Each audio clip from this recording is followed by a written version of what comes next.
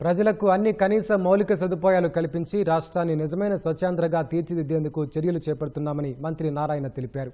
వచ్చే 3 ఏళ్లలో ప్రతి ఇంటికి స్వచ్ఛమైన నీరు, గ్రామాలు, పట్టణాల్లో నాణ్యమైన రోడ్లు, డ్రైనేజ్ వ్యవస్థ వంటి మౌలిక సదుపాయాలను కల్పిస్తామన్నారు.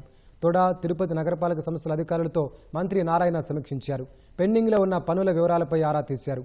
తిరుపతిని మెగా సిటీగా మార్చేందుకు యత్నిస్తున్నామని తెలిపారు. వచ్చే జూన్ నాటికి తొడ టవర్స్ నిర్మాణాలను పూర్తి చేయాలని అధికారులు, గుత్తేదారులకు ఆదేశాలు ఇచ్చినట్లు తెలిపారు. పెండింగ్లో ఉన్న టీడీఆర్ బాండ్ల సమస్యను పరిష్కరిస్తామన్నారు. సెట్టిపల్లి ప్రజల భూ సమస్యలను పరిష్కరిస్తామని మంత్రి నారాయణ హామీ ఇచ్చారు. 2025 అక్టోబర్ 2వ తేదీకి 85 లక్షల లెగసీ చెత్తని తరలించాలంటే నిన్నటి వరకు 73 లక్షలు తరలించారు అధికారులు. రేపు అక్టోబర్ 2వ తేదీకి 85 లక్షలు పూర్తి చేస్తున్నాం.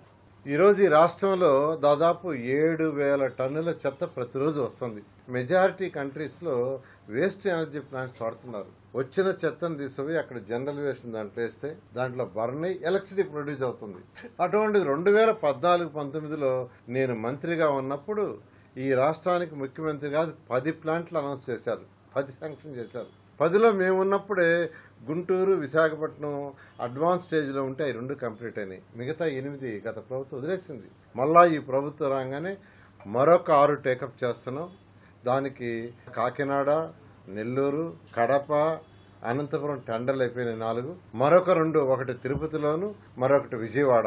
అవి 2 కూడా త్వరలో టేకప్ అవుతాయి. ఇలా ఈ రాష్ట్రాన్ని నిజమైన స్వచ్ఛాంధ్ర, స్వచ్ఛ భారత్ చేయడానికి ఈరోజు మున్సిపల్ శాఖ చేస్తుంది.